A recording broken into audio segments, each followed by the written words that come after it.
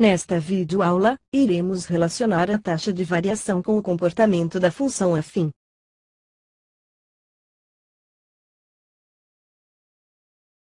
Suponha que a equação do movimento de uma partícula seja dada pela seguinte equação do espaço em função do tempo. S de t, igual a t². A velocidade média da partícula, em qualquer intervalo de tempo, é dada pela variação do espaço percorrido, dividida pela variação do tempo gasto. Assim, por exemplo, para os primeiros 2 segundos, temos tempo final, igual a 2 segundos. Posição final, igual a 4 metros. Tempo inicial e posição inicial, iguais a 0. Assim, calculando a velocidade média, obtemos 2 metros por segundo.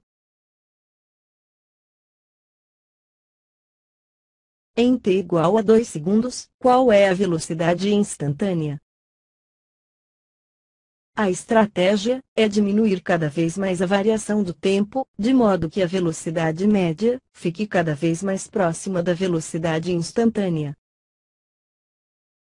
Assim, considerando o tempo inicial como 2 segundos, e o tempo final como 2, mais um acréscimo h. Temos a velocidade média, é dada pela variação do espaço. ΔS, dividida pela variação do tempo. ΔT, resultando em 4 mais h.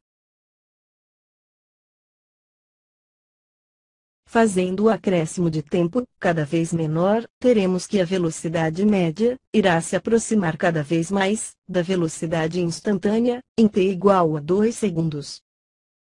Ou seja, a velocidade instantânea em t igual a 2 é o limite da velocidade média, quando fazemos o acréscimo h tender a 0.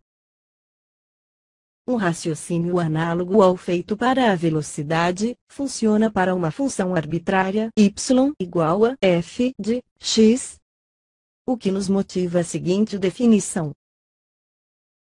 A taxa média de variação de uma função y igual a f de x, em relação à variável x, em um certo intervalo que vai de x1 até x2, é dada pelo seguinte quociente.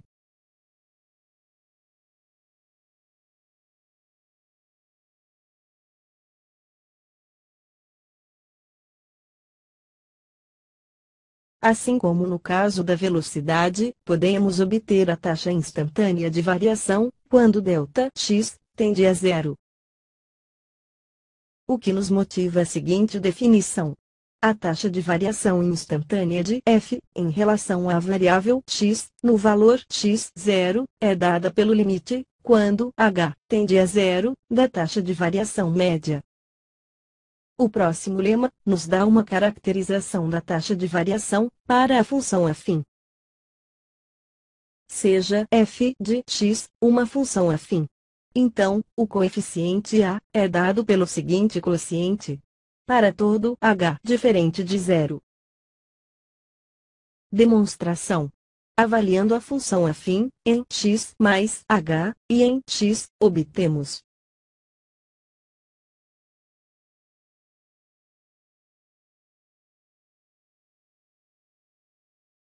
aplicando a distributiva e efetuando algumas manipulações algébricas, temos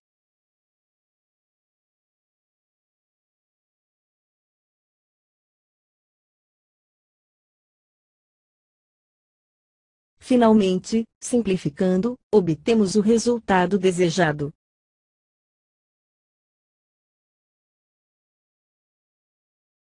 A importância do último lema reside na informação de que em uma função afim, a taxa média de variação coincide com a taxa instantânea. Exemplo, vamos encontrar a taxa de variação de uma função afim, no intervalo dado, conhecendo os valores da função nesses pontos. Solução: no caso de uma função afim, o último lema nos diz que a taxa instantânea de variação coincide com a taxa média, logo,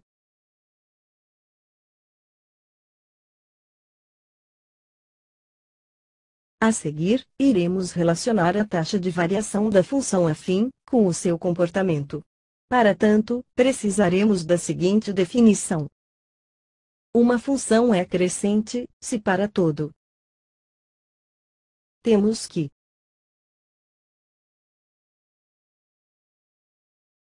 e é decrescente, se para todo. Temos que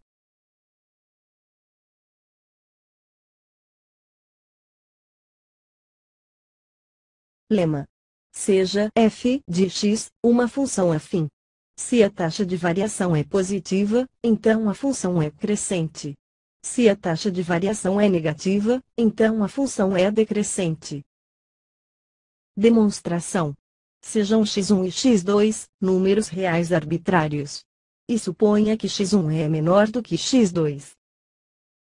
Avaliando a função nesses pontos, e fazendo a diferença, obtemos donde concluímos que a taxa de variação é dada por. Como estamos supondo que x1 é menor do que x2, temos que esta diferença será positiva.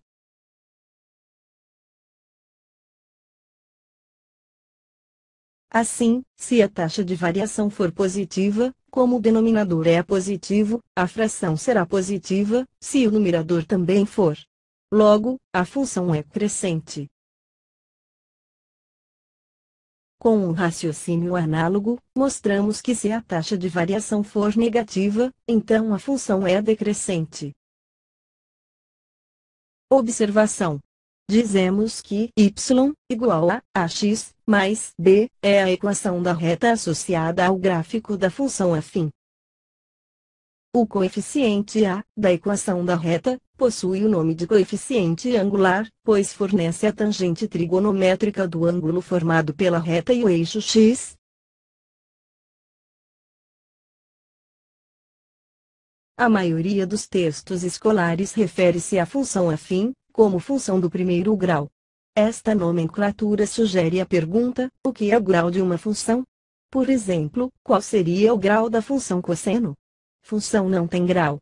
O mesmo problema de nomenclatura ocorre com as funções quadráticas, que serão nosso objeto de estudo em breve.